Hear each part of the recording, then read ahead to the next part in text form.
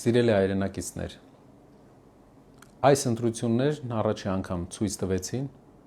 որ Հայաստանի վարչապետը այլևս չունի ժողովրդի մեծամասնության վստահությունը։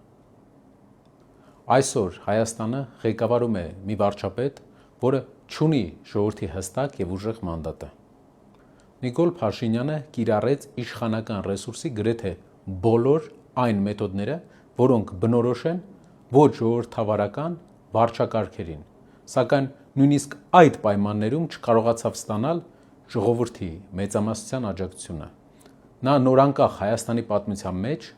ամենաթույլ վարչապետն է։ Սա հայ ժողովրդի համարձակության եւ փոփոխության կամքի ամենավառ ապացույցն է։ Շնորհակալություն ենք հայտնում Հայաստանի բոլոր քաղաքացիներին, որոնք չվախեցան, չերկմտեցին եւ կանգնեցին փոփոխության կողքին։ Շնորհակալություն ենք հայտնում Ուժեղ Հայաստան դաշինքի բոլոր անդամներին, որոնք շարունակեցին պայքարը նույնիսկ այն պայմաններում, երբ իրենց գործընկերներից շատերը քաղաքական հետապնդումների ենթարկվեցին, միայն այն պատճառով, որ պայքարել էին Ուժեղ Հայաստան ունենալու համար։ Շնորհակալություն ենք հայտնում մեր բոլոր աջակիցներին, որոնցից շատերը բացահայտ կանգնեցին մեր կողքին, անգամ վտանգելով իրենց աշխատանքն ու ապագան։ Յուրաքանչյուր քաղաքացու, որը քվեարկեց ազատ եւ արդար ընտրությունների, օրենքի գերակայության եւ Հայաստանի արժանապատիվ ապագայի համար։ Այս ընտրություններից հետո մեկ բան ակնհայտ է. Հայաստանի ժողովուրդը քվեարկել է Փաշինյանի իշխանության դեմ։ Հայաստանի ժողովուրդը մերժել է եկեղեցու դեմ տարվող պայքարը եւ ազգային ինքնության թուլացման քաղաքականությունը։ Հայաստանի ժողովուրդը մերժել է սահմանադրությունը փոփոխելու եւ ազգային շահերի հաշվին զիջումների գնալու ծրագիրը։ Հայաստանի ժողովուրդը մերժել է այն տնտեսական քաղաքականությունը, որը նվազեցնում է մարդկանց կենսամակարդակը։ Եթե Հայաստանը երկուսակցական համակարգ ունենար,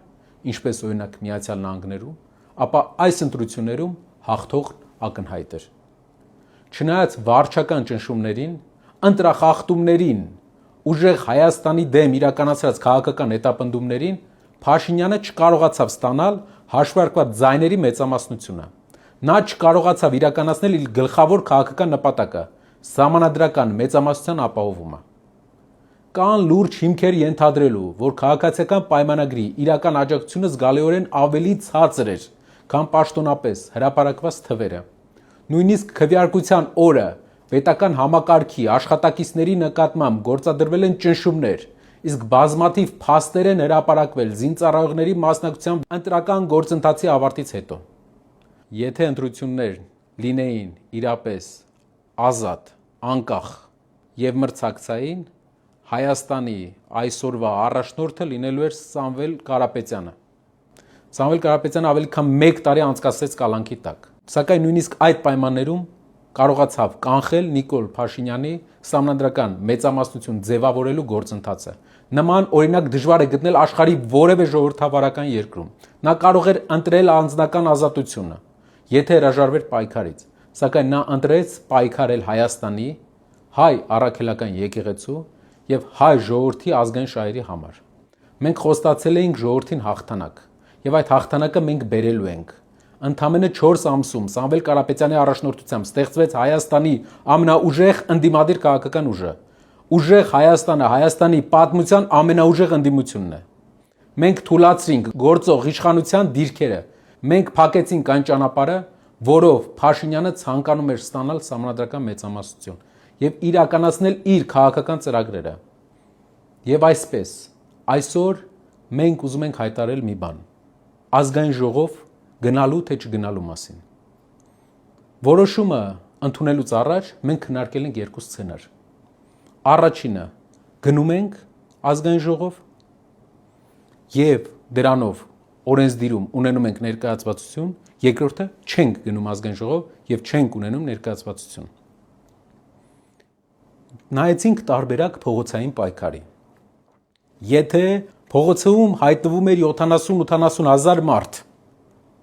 ապա այդ պարագայում մենք ազգային ժողովում չէինք ունենում գրեթե մեկ պատգամավոր, որը կքվեարկեր մեր բերվող փոփոխության օգտին։ Քաղաքացիական պայմանագիր կուսակցության եւ ընդդիմության ձայների համեմատության տարբերությունը այնքան շատ էր, որ գործնականում անհնար էր հասնել օրենսդիրի միջոցով իշխանափոխության փողոցային պայքարի արդյունքում։ Եթե գնում ենք օրենսդիր եւ չի լինում փողոցային պայքար, այդ ժամանակ գրեթե անհնար է բանակցային պրոցեսների միջոցով իշխանական պատգամավորներին բերել այն կարծիքի, որ պետք է փոփոխություն։ Այդ իսկ պատճառով մենք եկանք մի կարևոր եզրահանգման, որպեսզի Հայաստանում տեղի ունենա կարևոր փոփոխություն, պետք է երկու կարևոր բան՝ փողոցային պայքար եւ ազգային ժողովում օրենսդրում ընդդիմության մեծ ներկայացվածություն։ Այս համակցությունը կբերի մեծ փոփոխության։ Իհարկե, դա պետք է լինի մեկ անգամ, մեկ օր եւ վերջնական։ Մենք չենք պատրաստվում մարդկանց հրավիրել փողոց այն ժամանակ, երբ չենք տեսնում հնարավորությունը մեծ փոփոխության։ Մենք պատրաստվում ենք մարդկանց հրավիրել փողոց այն ժամանակ, երբ կտեսնենք մոտ հնարավորությունը փոփոխության եւ օրենսդրի եւ փողոցի համակցության արդյունքում մենք ունենանք լեգիտիմ եւ խաղաղ փոփոխություն։ Այսպիսով մենք եկանք մի հայտարարի, որ ճիշտը մեր կողմից, մեր ուժի կողմից մանդատների վերցնելն է եւ ներկայացվածությունն է ազգային ժողովում, որպեսզի ապահովի այն ներկայությունը, որը վաղը կաջակցի փողոցային պայքարին նաեւ։ Հիշեցնեմ, որ ուժեղ Հայաստանը եւ ընդհանրապես ընդդիմությունը այսօր պատմականորեն ամենաշատ ձայներն է ստացել Փաշինյանական իշխանության ժամանակահատվածում։ Հայաստանում իրական ընդդիմադիր դաշտում ազգային ժողովի ընտրությունների ժամանակ վերջին ժամանակներում ամենաշատ ընդդիմադիր ձայներ հավաքած ուժը ուժեղ Հայաստանն է։ Եվ սա ապացուցում է մի բան, որ մեր հայրենակիցները վստահեցին մեզ, իսկ մենք երբեք չենք հիասթափեցնի մեր հայրենակիցներին։ Անկամ եթե երբեմն մեր քայլերի մեջ մեր հայրենակիցները տեսնեն զգուշություն, վստահ եղեք, որ այդ զգուշությունը հուսախաբ չանելու համար է։ Ուզում եմ հատուկ նշել, որ մանդատների վերցնելը չի նշանակում ազգային ժողովում այս համամասնության լեգիտիմության ճանաչում։ Քաղաքացիական պայմանագիր կուսակցությունը ներկայացված է ավելի շատ ներկայացուցիչներով, քան պետք է լիներ,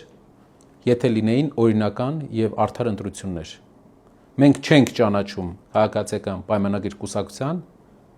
ներկայացվածության թվաքանակը, ներկայացվածությունը ազգային ժողովում այս կազմով։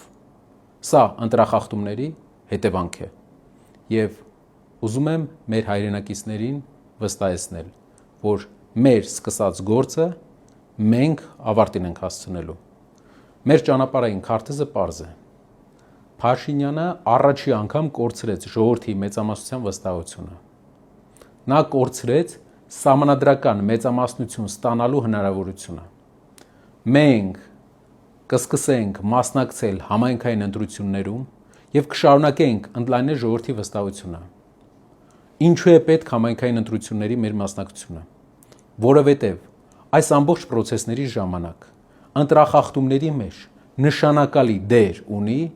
համայնքներում քաղաքացիական պայմանագիր կուսակցության տեղային ներկայացուցիչների վարքագիծը եւ ճնշումները։ Մենք պետք է կտրենք քաղաքացիական պայմանագիր կուսակցության թևերը Հայաստանով մեկ, որպեսզի նրանք հնարավորություն ունենան ամեն գյուղում, ամեն քաղաքում ճնշման ենթարկել մեր հայրենակիցներին իրենց արդար որոշման համար։ Սա կբերի շատ ավելի դրական լուծումների հետագայի process-ների ժամանակ, արտահերթ եւ հերթական ընտրությունների ժամանակ։ Մենք նաեւ կսկսենք պայքարել բոլոր այն ուղղություններով, որոնք կօգնեն մեզ սահմանափակել քաղաքացիական պայմանագրի իշխանությունը, որպիսի այդ գործիքակազմերը, որոնք նրանք ունեին այս ընտրության ժամանակ ընտրակեղծի կատարելու, չօգտագործեն այլևս։ Երկարաժամկետ առումով մեր երկիրը ունի մեծ մարտահրավերներ եւ այս մարտահրավերներին դեմ կանգնելու համար մեզ պետք է փոխել այսօրվա իշխանությունը։ Մեր սկսած գործը մենք հասցնելու ենք ավարտին։ Բաժանորդագրվեք Արմատ մեդիայի ալիքներին YouTube-ում, Facebook-ում, Instagram-ում եւ Telegram-ում։